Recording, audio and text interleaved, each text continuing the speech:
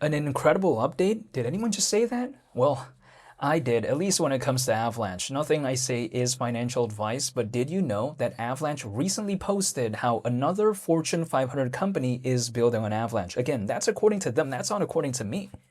I think that right there is just really fantastic overall. And of course, they're talking about something called Broadridge. Now, people like to tell me sometimes, what is that? Now, Broadridge is allegedly a fintech company that processes trillions from thousands of public companies. So if I see something of that caliber, something of that size and reputation and sort of notoriety building on Avalanche, I just think right there, that's pretty impressive. Again, it's a Fortune 500 company.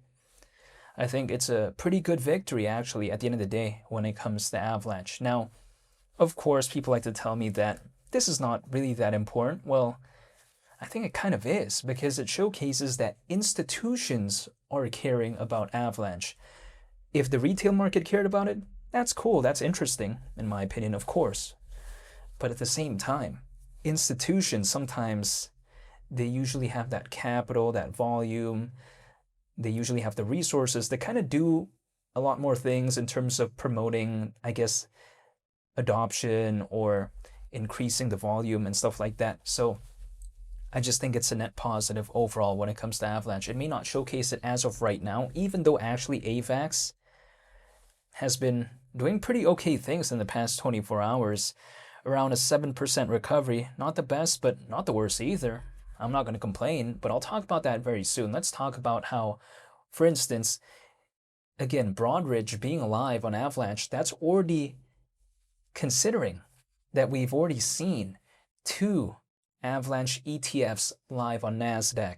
We saw VanEck Avalanche ETF go live on NASDAQ not that long ago, and also furthermore, we saw Grayscale's Avalanche ETF also go live on NASDAQ. So in the grand scheme of things, there's a lot of, I think, care or a lot of attention, I think that's a better way to put it, in regard to Avalanche by a lot of these large-scale institutions as of late, which I think, again, is just a net positive overall when it comes to Avalanche.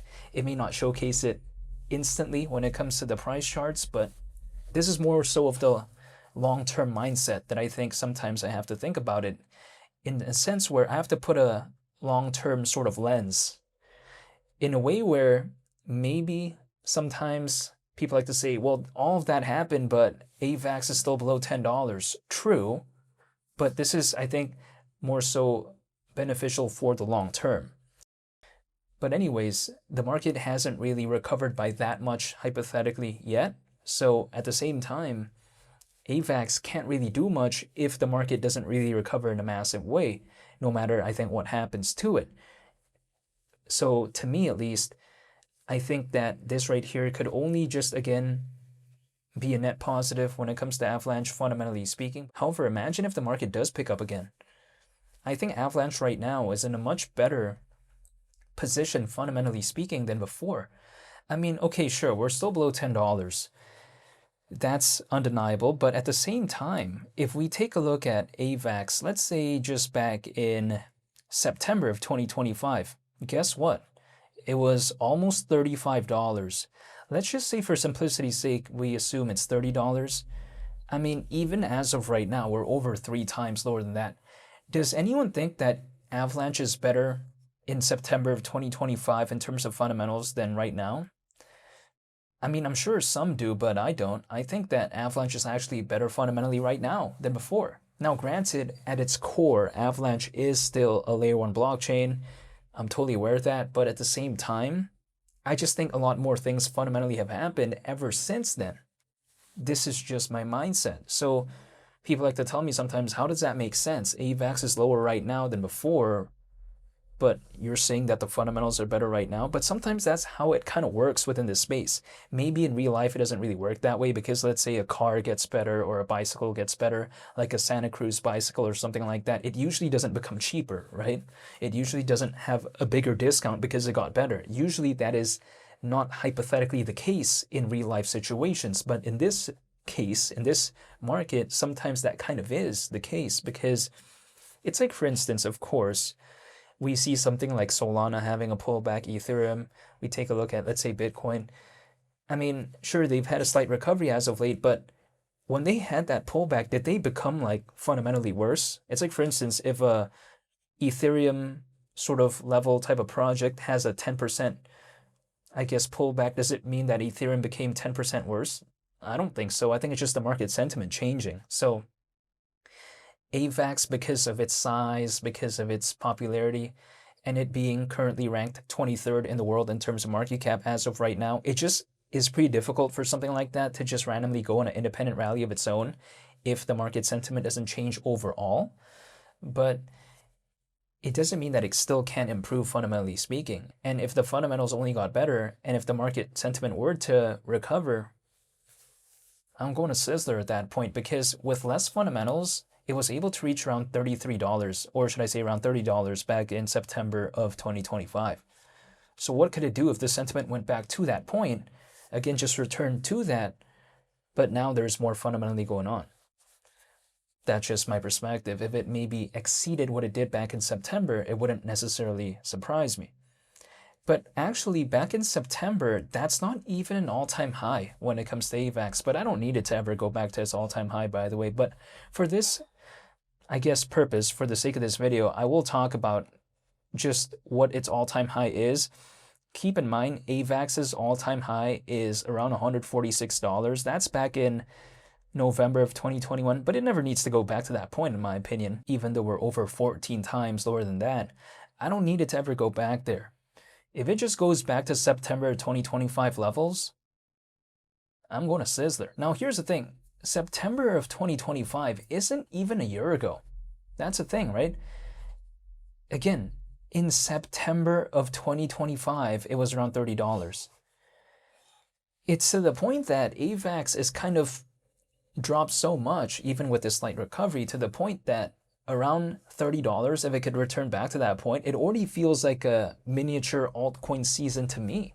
I don't need an altcoin season to be happy when it comes to AVAX. If it could just go back to around $30, well, you already know where I'm going, right? And that's Sizzler, probably Chili's, probably Applebee's, probably Merry Calendars. I think that's a pretty awesome restaurant too that not many people really talk about. Or maybe Ruth's Chris. I think that's really awesome. They have one in Cancun, by the way, and I'm talking about Cancun in Mexico, which I thought was really awesome.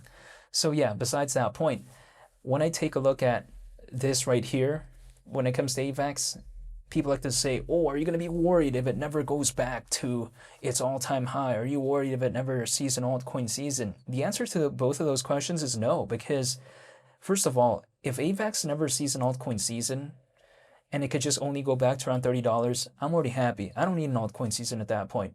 Now, if AVAX never goes back to its all-time high, I could really care less, actually, because the way I view it is, do I need it to ever go back to its all-time high to be happy? No. I mean, if it just goes back to around $30, I'd already be happy. And the thing is, around $30 is actually over 4 times lower than its all-time high. So AVAX just going to a point that is still over 4 times lower than its all-time high, I'm already like happy. Could it do that though? I have no control over that. We'll wait and see what happens, but I'm just saying if it were to do that, I'd already be happy. But we'll wait and see. I mean, I can't control anything. People like to tell me, well, you talked about Avalanche. Why didn't this happen? Why didn't that happen? Well, what can I do? I'm just one person. I can't control this market in any way. I'm not Harry Potter, right? I don't have a magic wand to say, do this, do that. No, I can't do any of that. The only thing I can do is literally just voluntarily believe in projects that I voluntarily want to believe in and just wait. I mean, that's all I can do. I can't really do anything beyond that, but I'll be sure to, of course, talk about my journey, the updates, and just what's going on when it comes to the project overall, because for me to believe in a project, of course, I have to first like it fundamentally. Or not, how can I even be enthusiastic about a project that I don't even believe in? It just wouldn't make any sense. So to me, when I believe in a project, I usually feel enthusiastic about it naturally. Furthermore, I also feel like I'd actually have to like it, and in terms of what it's doing, and I still like it here when it comes to Avalanche. So again, I see no reason for me to just randomly leave like that. I don't know why I would do that, but as of right now, if AVAX is still below $10, you know what? I'll still dollar cost average once a month, because if it could go back to, again, September 2025 levels, I will have nothing to complain about. However, I just want to say thank you for watching. I greatly appreciate it, and I hope you all have a very nice day.